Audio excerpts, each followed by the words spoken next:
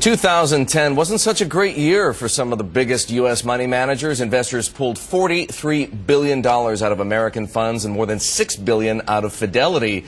But 2010 was a banner year for Vanguard. The firm, known for its index funds, of course, attracted almost $60 billion of new money and now has about $1.5 trillion under management, more than PIMCO. With us this morning, the man responsible for that $1.5 trillion, Vanguard Chairman and CEO, Bill McNabb. Bill, a pleasure to have you on the Inside Track. Let's talk, though, about your firm's ability to attract money. $60 billion, it's quite a lot, especially given what happened to some of your competitors. Do you anticipate that continuing? Because we are clearly in, at the very least, an equity market recovery once again. And do you think people are going to be as enamored as they've been with index funds and the kinds of products that you have, or are they going to be more inclined to shift into single manager active products? Well, good morning and Happy New Year first. It's great to be here.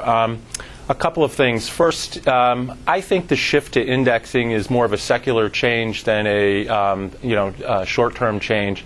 I think the cost equation is really becoming much more apparent to a lot of investors. That said, you're going to go through cycles where active managers attract money at a higher level than index managers do, and perhaps we'll enter one of those cycles soon. I don't know. But I think the trend toward indexing as a long-term trend is probably with us for quite some time. I'd make the point that it's less about indexing versus active. It's more about the cost of investing, and I think what we're seeing is a real recognition that low-cost investing, whether it's passive or active, is really a winning strategy. Bill, let's talk about some of the investing patterns that you're seeing from clients. Do you see money moving into equity funds in a serious way yet? People have been sitting on the sidelines. They've missed 4 months of the rebound. Is it beginning to change? Really only on the margin, Eric. It's what we're seeing is most of the money that we saw come into index funds, or into the equity side, I should say, last year, came through balanced portfolios. So either our life strategy portfolios or something like that, the target date funds in the 401k world. So they were part of a broader program.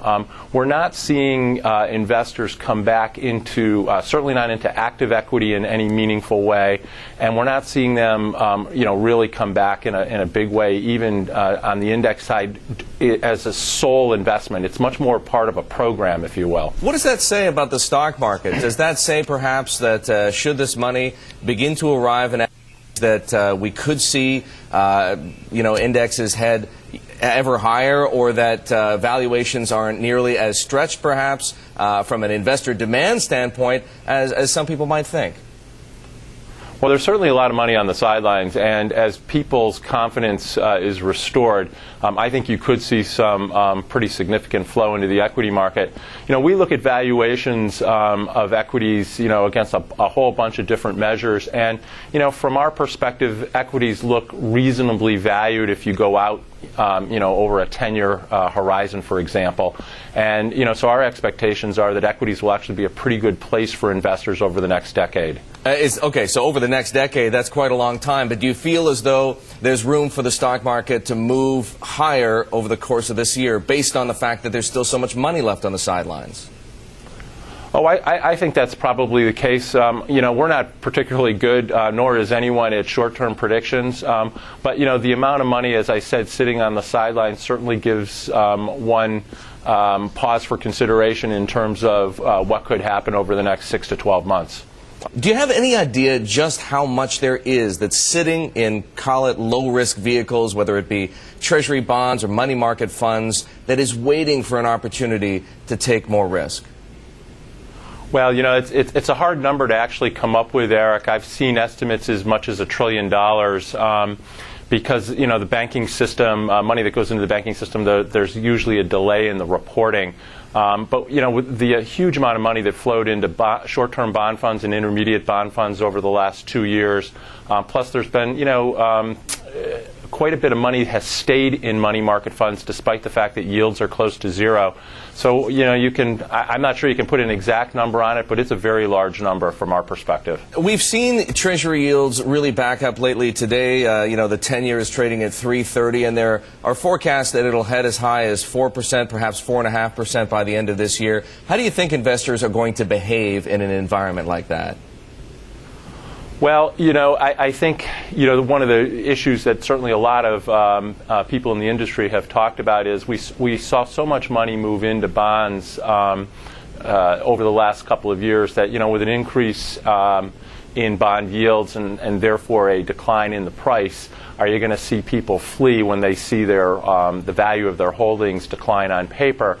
What we hope is that people have allocated appropriately for the long run. So sure, you'll see some money move on the margin, but what you hope is people have long-term asset allocation plans and they stick to it. I know you're a big fan of long-term planning and patient investing. Bill, I want to shift gears for a moment and talk to you about some bigger picture ideas. I want to ask you what you see the biggest risks or what are, rather, the biggest risks to perhaps the financial markets and the economy as we head into the new year? Well, let me talk about the economy, and with the caveat that I'm not a macroeconomist, but our chief economist and our investment staff, we were sitting and talking about this the other day, and we do a heat map of leading indicators, and for the first time in quite some time, we actually think there's more upside potential on the economic news front. That said, the three things that we're most concerned about and that we continue to watch very carefully are Europe and the debt issues there. Second, the state and local government finances in this country continue to be troubling, and we continue to watch that very carefully. And then finally, there's some hints of inflation in some of the emerging markets. If you look at commodity prices, for example, they've moved pretty swiftly in many areas, and that's another area. That's another issue that we continue to monitor pretty closely. Bill, I want to focus in on the state and muni debt situation. Does Vanguard have a quote-unquote disaster, a plan for the possibility of call it a disaster, I guess, of some sort in the state, municipal, or perhaps even federal debt markets?